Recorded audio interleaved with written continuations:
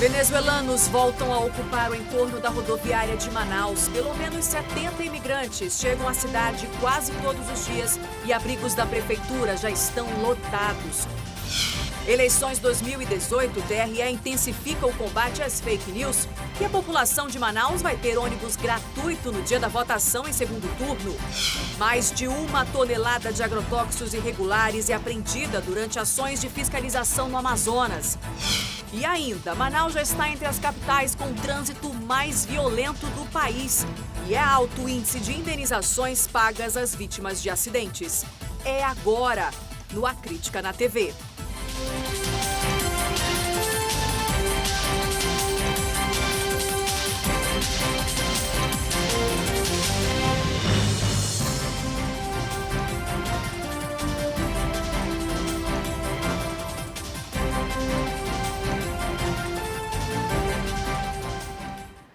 Olá, muito boa noite para você.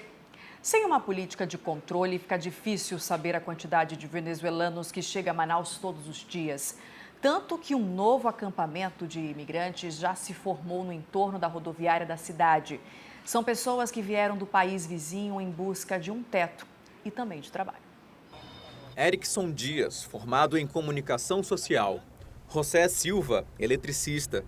No grupo também tem enfermeira, policial, professor de artes, pedreiro e administrador de empresas.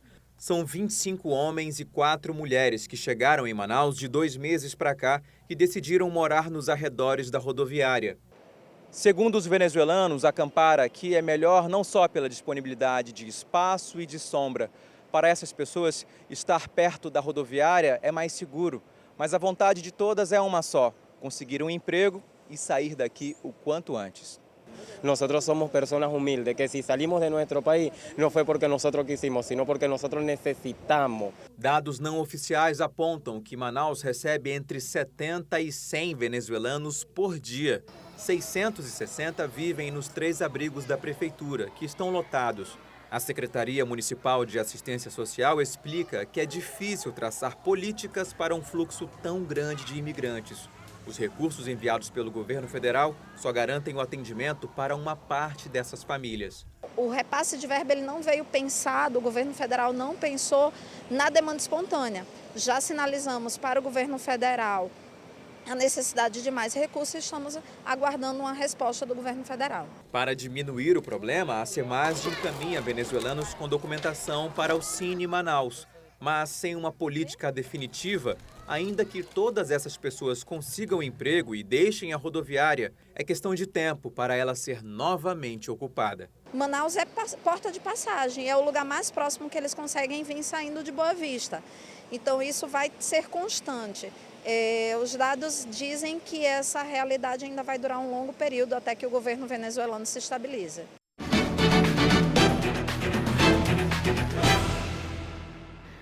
E a gente fala agora de eleição porque neste segundo turno o Comitê de Prevenção e Combate às Fake News do TRE garante que tem investido contra o compartilhamento das chamadas notícias falsas. Ao vivo eu converso agora com a repórter Tamires Clerc. Tem mais detalhes sobre esse assunto? Tamires, de que forma a Justiça Eleitoral está atuando? Boa noite para você. Oi, Nayandra, boa noite para você, boa noite a todos. Pois é, agora nesse segundo turno, a Justiça Eleitoral tem recebido um pouco mais de demandas, de denúncias em relação a fake news do que no primeiro turno. Acontece que os juízes, eles recebem essa representação que parte dos próprios partidos políticos, eles analisam e aí eles encaminham essas demandas para o Comitê de Combate à Fake News, que aí sim vai atuar diretamente para tentar identificar os responsáveis por essas notícias falsas e também retirar esse material do ar. Até agora, eles já tiveram sucesso em mais de 96% dessas demandas, dessas solicitações que foram feitas pelos juízes eleitorais, e eles fazem tudo isso em menos de 24 horas, porque tem agora uma parceria junto com os provedores das redes sociais e também das companhias telefônicas. E é importante dizer que quem participa dessa criação de notícias falsas pode responder civil e criminalmente e tem uma multa de mais de R$30 mil, Nayandra. Verdade, Tamires, falta bom senso. Muito obrigada pelas suas informações. Boa noite para você.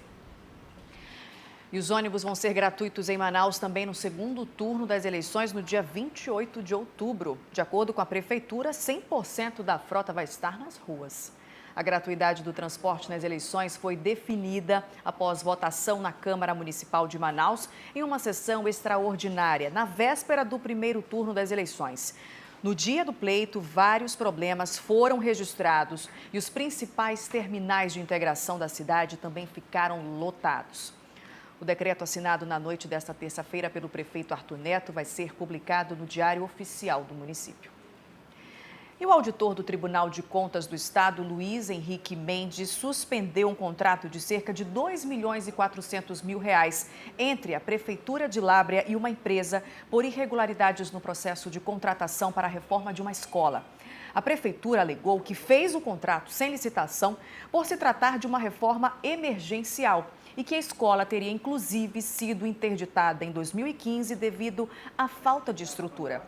Mas o auditor considerou que o caso não se tratava de emergência não, porque a Secretaria Estadual de Educação já havia cedido um prédio alugado para o funcionamento da unidade, sem custos para a Prefeitura de Lábrea.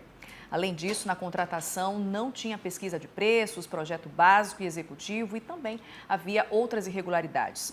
O prefeito Jean Campos de Barros tem um prazo de 5 dias para cumprir a medida. A SEDUC e a empresa contratada também têm de apresentar justificativas.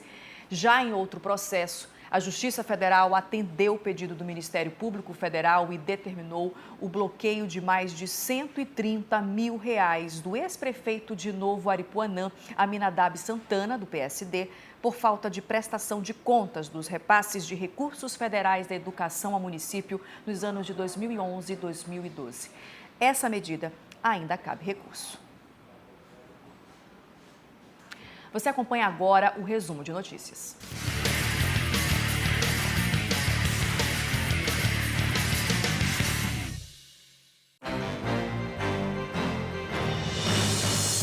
Drogas com adesivos de uma facção criminosa são apreendidas no bairro Parque São Pedro, zona norte de Manaus.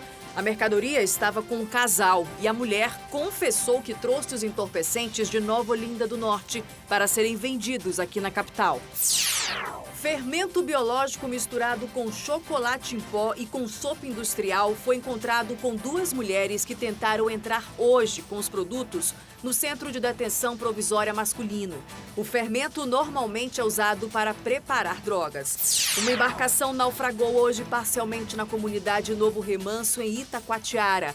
Todos os passageiros foram resgatados por outras embarcações e a Marinha vai instaurar inquérito sobre as causas. Já é o 3º caso de naufrágio no interior registrado nos últimos dias.